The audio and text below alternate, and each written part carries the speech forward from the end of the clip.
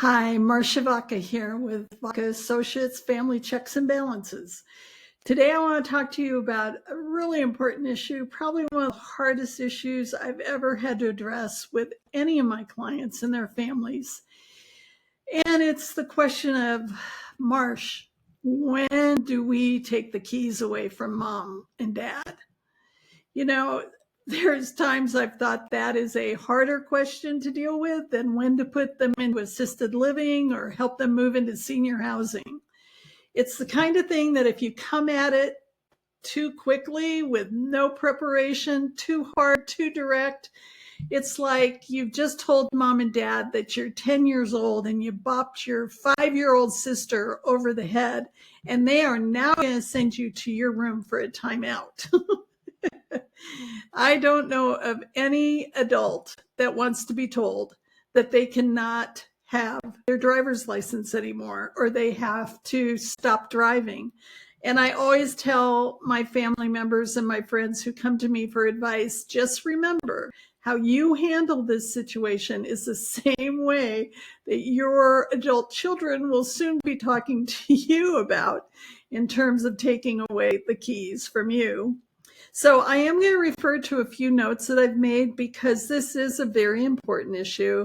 I've talked to a number of members of law enforcement, the Highway Patrol, and others, as well as doctors, in terms of how to manage this, because we live in such a mobile society that unless you're in a highly urbanized area where you're used to just going and walking down the street to go get groceries or jumping on rapid transit, a bus or something to go to your doctor's appointment, most of us live in an environment where we need a car.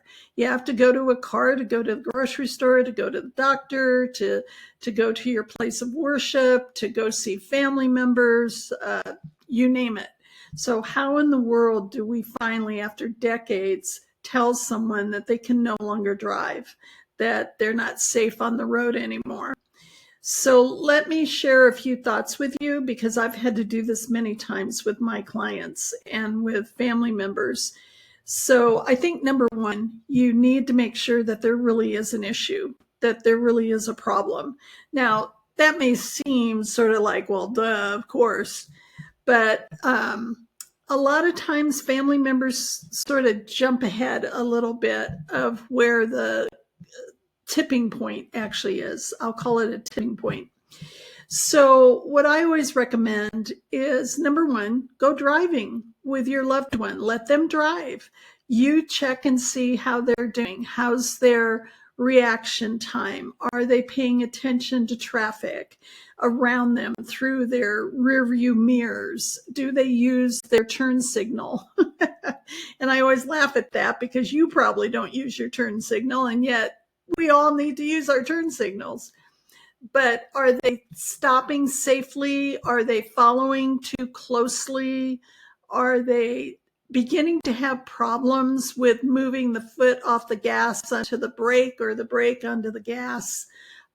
Just, sort of watch, pay attention to all those things. The second thing I usually tell someone to do is talk to their closest friends. Double check with that neighbor that they always talk to every day, who see them pull in and out of the driveway and take off in their car. Go talk to close friends and see if they see what you're seeing, if there's any concerns or issues that they have about your loved one. Then I would say if there truly is an issue, if there really truly is an issue, there might be some mental status issues. I've had a client, she was significantly moderate to severe dementia, and she was a very angry person when we talked about taking the car keys away. And we had to basically pull the battery cable. We had to leave her the keys, but pull the battery cable. Well, she still had enough smarts to call AAA, and AAA came back out and reconnected the battery cable. So it worked for a while, but not totally. So if there really is an issue, then you need to address it, I think, first and foremost from the standpoint of, hey, mom, dad, grandpa, grandma, um, when do you think it's time, if you had a friend who needed to stop driving because of safety issues, how would you approach that? I've used that approach. Sometimes it's worked, sometimes it hasn't worked, but you can try it. It's a way to approach it where you're actually asking them to provide you input on how they would handle it for someone that they cared about and that they were concerned about how they were driving. You can also see if you've got not just another family member, but maybe one of their close friends who will come alongside you and have the conversation with you about the concern that you both have about their driving, keeping themselves safe on the road. And oftentimes I've said, in part, I don't worry so much about you, but other drivers, I get very concerned about other drivers who are around you, that they're going to be making quick moves and you're not going to be able to react quickly enough. Some kind of phraseology around some of that. So I think there's a way to have the conversation as long as you're very sensitive and aware that you're basically telling your loved one that you're going to really cut off a lot of their independence, potentially all of their independence, if you take the car away or you take the keys away. So I'm just suggesting you approach it very thoughtfully, very carefully, and try to approach it before it gets to a really significant danger level, is what I'll call a danger level. The other thing is going and putting a message into their doctor, their primary care doctor, particularly if you're worried not just about mental status. I mean, a lot of times we look at mental status as being the tipping point in which we need to take the keys away. But for me personally, it's the thing that usually happens even earlier sometimes than mental status concerns is just a reaction time.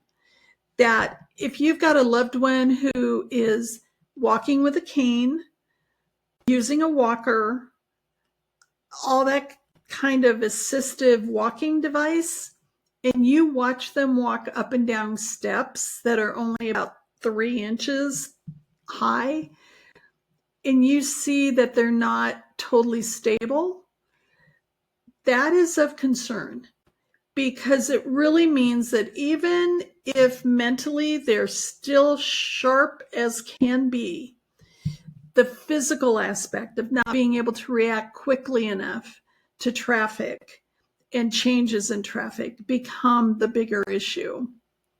And that's really what you need to reflect on.